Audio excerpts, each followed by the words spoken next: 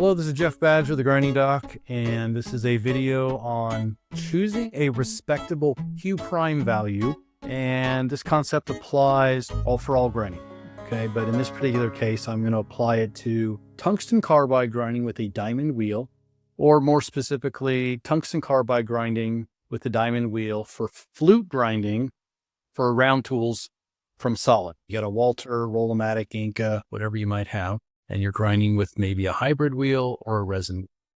Okay. And when I go to a company, they go, hey man, we're grinding at 10 inches a minute. Is that good? I go, I don't know. Depends on what your depth of cut is. They go, hey man, we're taking it all in one go. We're going at 3mm depth of cut. Is that good? And I go, I don't know. Depends on what your feed rate is. So in order to calculate Q prime, take your depth of cut per pass in fluting. If you're doing it in 2 passes, whatever you're taking radially or just that single pass in the flute, and then multiply that by the feed rate. And you want the depth of cut in millimeters, and you want the feed rate in millimeters per second. Now, feed rates on machines are typically given in millimeters or minute per minute. So you're going to have to do a conversion. If you're doing it in inches, you're going to have to do a conversion. Or sometimes in my courses, I just say, go ahead and leave it in inches. Q prime is in inches squared per minute, which is inches times inches per minute. And then Q prime in inches per minute is simply Q prime in millimeters squared per second divided by 10. 10 is close, not exactly, but it's close. But let's go with millimeters squared per second because that's metric and it's a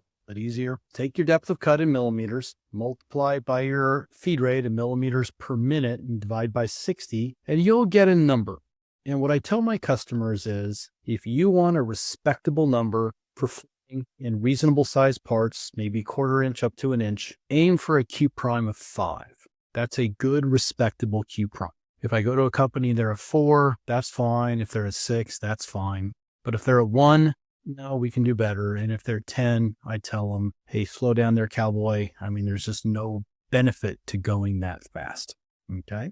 So I say shoot for 5. If you got a hybrid bond wheel, maybe 5. Resin bonded wheel, maybe you can only get to 4, or maybe a hybrid bond wheel, you can push it to 6, and a resin bonded wheel only to 5, something in that ballpark. So this was a company I visited and they had a Q prime of 3.6. And I said, okay, that's not bad. I'd like to see you closer to 5, but that's okay. It's not obscene. That's respectable. And they said, well, hey man, you said go to 5. So we're going to crank it up to 5. I'm like, okay, let's do it then. So we cranked up our feed rate from 3 inches a minute to 4 inches a minute, 75 millimeters a minute to 100 millimeters a minute. And our Q prime went from 3.6 to 4.8. That is a 33% increase in feed rate. Did we get a 33% reduction in cycle time? No, we got a piddly 6% reduction in cycle time, or conceivably we got a 0% reduction in cycle time. If it's a hand-fed machine, that machine's not going to do a damn thing until Joe the grinder goes over there and changes the part. So it can go really quickly.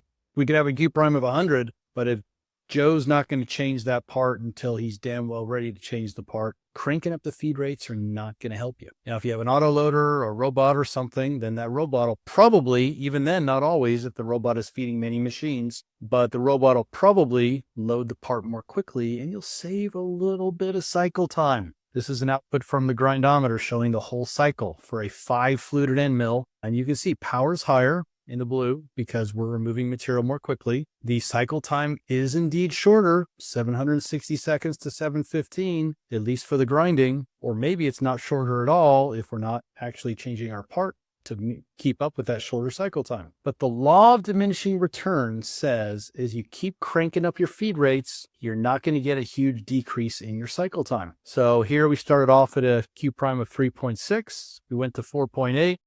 Our cycle time went down a little. Doesn't seem to agree with my original number, does it? Yeah, it does. 5.9%.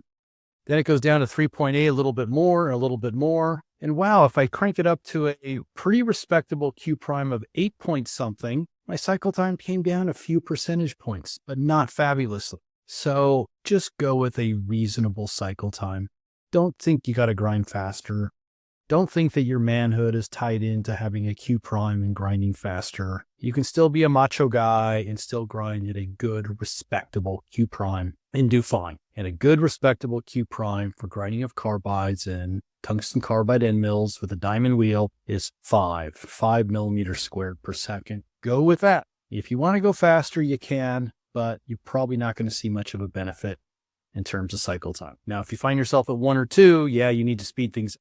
But if you're somewhere in the ballpark of 5, you're doing fine, leave it there. Don't mess with it. You've got a respectable number.